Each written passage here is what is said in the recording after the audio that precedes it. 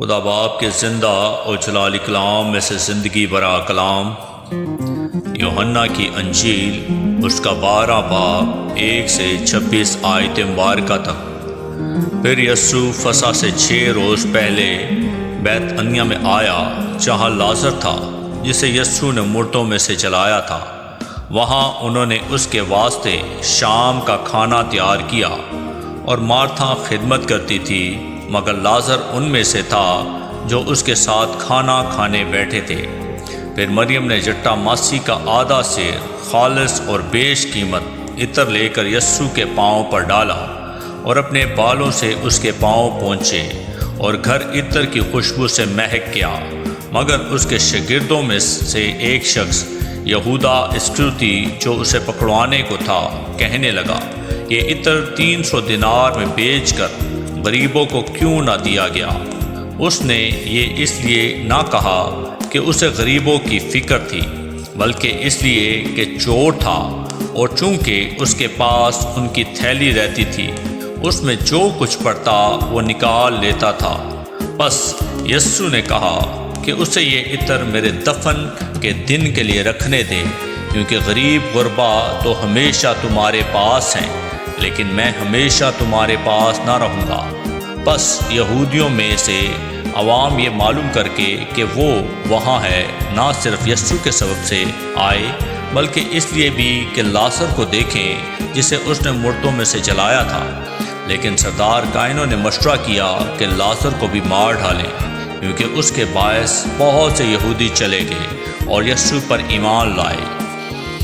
دوسرے دن بہت سے لوگوں نے جو عید میں آئے تھے یہ سن کر کہ یسوع یروشلم میں آتا ہے، کھجور کی ڈالیاں لی اور اس کے استقبال کو نکل کر پکارنے لگے کہ ہوشنا، مبارک ہے وہ جو خداوند کے نام پر آتا ہے اور اسرائیل کا بادشاہ ہے۔ جب یسوع کو گدھے کا بچہ ملا تو اس پر سوار ہوا، جیسا کہ لکھا ہے کہ اے سیون کی بیٹی مت ڈر، دیکھ تیرا بادشاہ گدھے کے بچے پر سوار ہوا آتا ہے۔ اس کے شاگرد پہلے تو یہ باتیں نہ سمجھے، لیکن جب یسوع اپنے جلال کو پہنچا تو ان کو یاد آیا کہ یہ باتیں اس کے حق میں لکھی ہوئی تھیں اور لوگوں نے اس کے ساتھ یہ سلوک کیا تھا۔ بس ان لوگوں نے گواہی دی جو اس وقت اس کے ساتھ تھے جب اس نے لازر کو قبر سے باہر بلایا اور مردوں میں سے جلایا تھا۔ اسی سبب سے لوگ اس کے استقبال کو نکلے کہ انہوں نے سنا تھا کہ اس نے یہ معجزہ دکھایا ہے۔ بس فریسیوں نے آپس میں کہا، سوچو تو تم سے کچھ نہیں بن پڑتا، دیکھو جہان اس کا پیرو ہو چلا۔ جو لوگ عید میں پرستش کرنے آئے تھے ان میں بعض یونانی تھے۔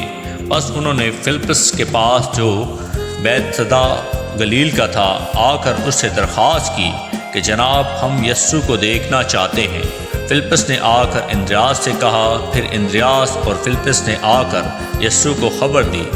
یسوع نے جواب میں ان سے کہا، وہ وقت آ گیا ہے کہ ابن آدم جلال پائے۔ میں تم سے سچ کہتا ہوں کہ جب تک گیہوں کا دانہ زمین میں گر کر مر نہیں جاتا اکیلا رہتا ہے، لیکن جب مر جاتا ہے تو بہت سا پھل لاتا ہے۔